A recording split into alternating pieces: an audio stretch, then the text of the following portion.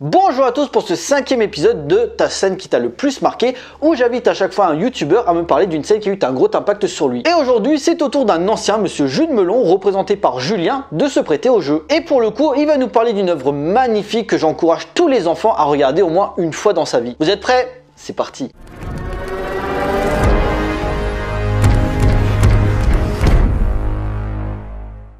Salut la compagnie, c'est Jules Melon et tout d'abord merci beaucoup à l'ami Mister Cult de m'inviter pour son concept, le plan qui m'a marqué. J'avoue avoir hésité quelques instants, puis finalement mon choix s'est très vite porté sur une scène qui a bouleversé mon enfance, extraite d'un film sorti en 1984, L'Histoire sans fin, réalisé par Wolfgang Petersen et adapté d'un roman de Michael Ende. Alors, la séquence que je vais évoquer spoil un tout petit peu une part de l'intrigue, donc vaut mieux connaître quand même le métrage, même si il y a d'autres choses qui se passent derrière.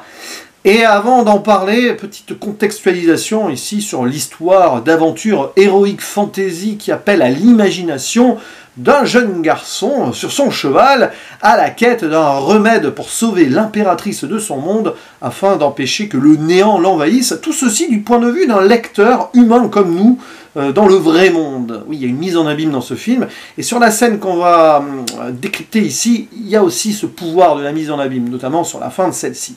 Et donc voilà, à un moment, il a traversé plein d'épreuves, ce jeune garçon nommé Atreyu sur son cheval Artax, et il va devoir chercher une sorte de vénérable qui s'appelle Morla, une tortue géante, etc., qui détient peut-être la réponse. Mais pour ce faire, il doit traverser les marécages de la mélancolie, où si on se laisse emporter par celle-ci, on meurt, tout simplement.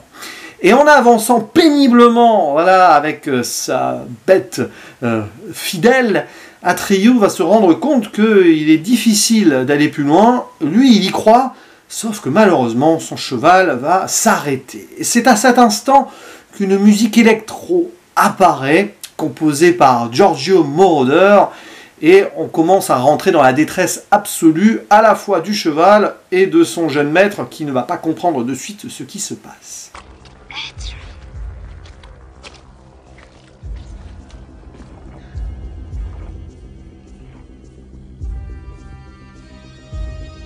Come on, Artax.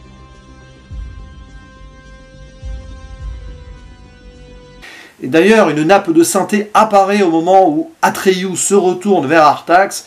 Artax refuse d'avancer et s'enfonce dans les marécages, abandonnant tout espoir et mourant sous les yeux donc, du jeune garçon qui d'abord essaye avec bienveillance de le ramener tout à la raison, puis après l'invective presque en l'insultant, mais c'est trop tard. Artax s'enfonce et nous, derrière l'écran, on pleure à chaudes larmes.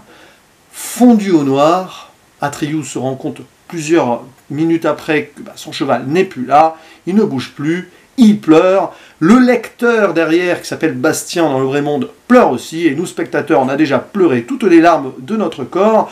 Voilà une scène magnifique, profondément marquante, surtout quand on la voit très jeune, enrobée de cette musique mystique et terrible d'un compositeur qu'on ne présente plus, Et à ce côté mise en abîme qui est assez fort quand même, parce que vous avez ici 3 plans de lecture. Déjà l'histoire, Atreyu, son cheval, Bastien derrière sur son livre qui vit à fond, parce qu'il y a une connexion qui se fait avec Atreyu, et nous derrière, il y a une connexion qui se fait avec Bastien et Atreyu, et c'est ça la force d'ailleurs du film en son ensemble, et qui rend d'ailleurs cette scène mais cultissime à mes yeux.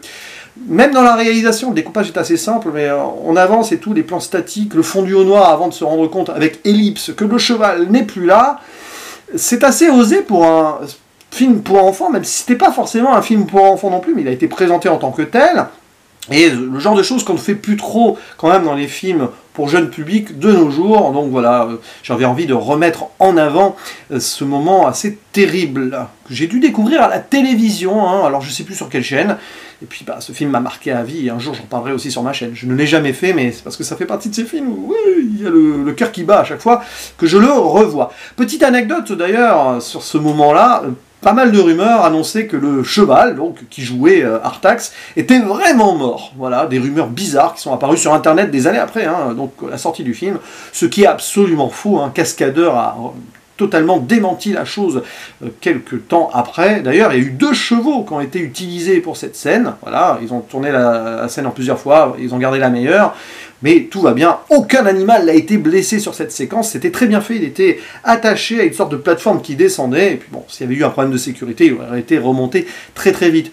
Donc voilà, c'est très fort, je ne sais pas d'ailleurs si cette scène est telle quelle dans le livre, j'imagine que oui, je n'ai pas lu le bouquin, il faudra que j'y remédie un jour, mais j'imagine que je ne suis pas le seul à avoir été marqué donc par cette scène de la mort de Artax dans les marécages de la mélancolie, mise en scène par Wolfgang Petersen de façon donc assez sobre mais prenante, et bien sûr aussi enrobée par cette musique de Giorgio Moroder, et une photographie aussi très dark évidemment qui va très bien avec ce moment-là. Bref, voilà, je pense que j'ai été assez complet, mais on ne l'est jamais suffisamment hein, sur des souvenirs d'enfance. N'hésitez pas à dire en commentaire hein, si vous aussi vous avez vraiment été bouleversé par ce moment-là, si vous l'avez vu jeune ou pas. Je ne sais pas d'ailleurs si en découvrant cette scène adulte on est autant marqué. Mais en tout cas, merci une nouvelle fois à l'ami Mister Cult de m'avoir invité ici. Je vous dis à la prochaine. Ciao. Voilà, cette vidéo est à présent terminée, j'espère qu'elle vous a plu et qu'elle vous aura motivé à regarder l'Histoire sans fin réalisée par Wolfgang Petersen. Je vous encourage également à vous abonner à la chaîne de Jules Melon, un youtubeur assez prolifique, pratiquement une vidéo par jour, qui propose des critiques à chaud, mais qui dispose d'une bonne culture cinématographique. Pour nous, on se retrouve pour une prochaine vidéo, d'ici là, portez-vous bien, allez voir des films, ciao.